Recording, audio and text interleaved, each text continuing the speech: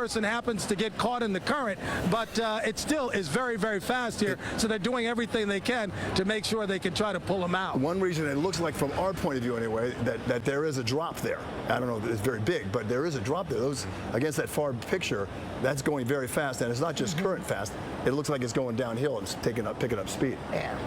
At least from our vantage point. And what else you see on the other side, Bill, there's a storm drain on the other side, and water is rushing out of there. So that's just pushing more water into the river. So that's making currents on 2 or 3 sides very, very fast at this point. Wow. Yeah, Anthony, and a good reminder that this operation has been successful partially. They have been able to remove one person from that stranded boat. We were able to capture video of that. This is what you're looking at now. They were successfully able to lift. I'm assuming that is also a first responder. They were able to lift off. He's talking. So they know they can do it. It appears at this point in time, it's a matter of being able to get in the right position to enable the rescuer to drop down right over that stranded boat.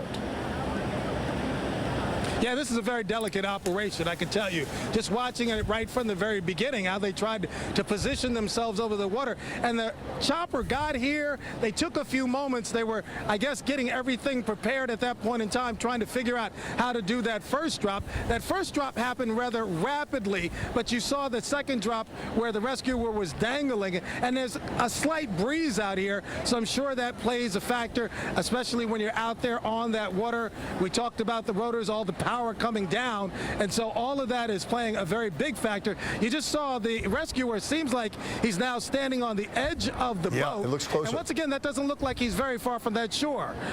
If you take a little closer look, you can see that he's kind of lifted himself up out of the boat, and he's just waiting for, I guess, the rescue operation to continue, whether or not they continue to bring the chopper back over, or you could see that yellow raft on the other side if they make a decision to go ahead and use that. They're trying all the options they possibly can to get that guy out of that pretty partially or mostly sunken fireboat in the water. Can you tell how much distance there is between that the boat and the shore? Yeah, and that little inflatable boat, that rescue boat?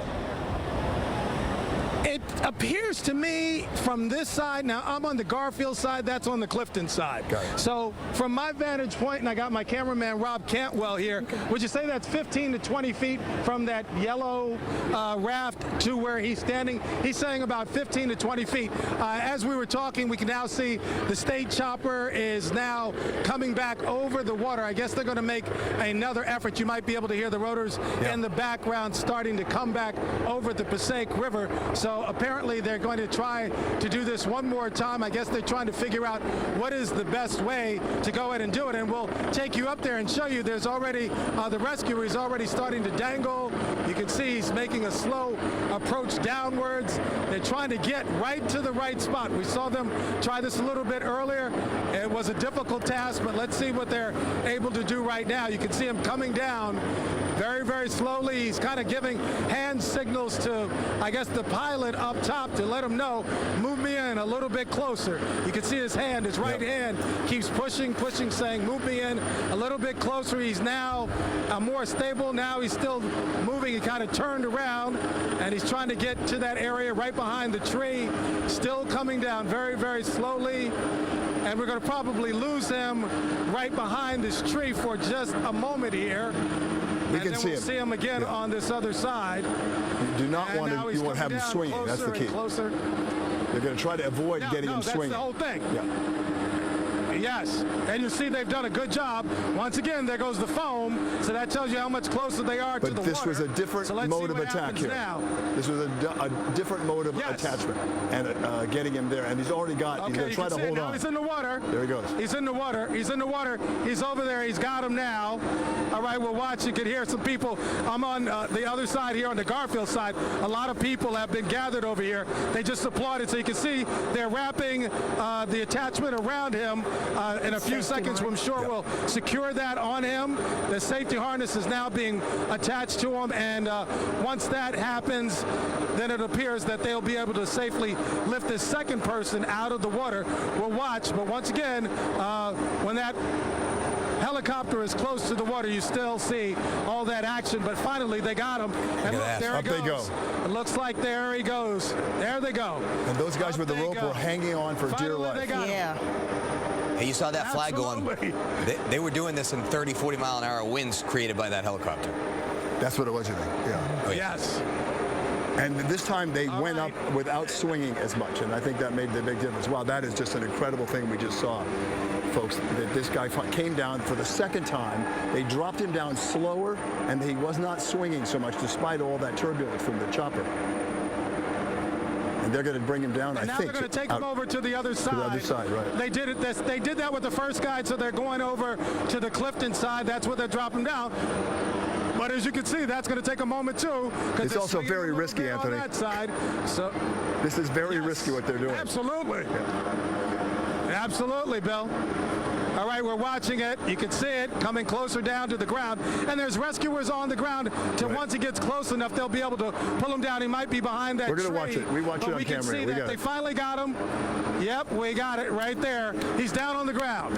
That was the second person that was in the boat, finally down on the ground.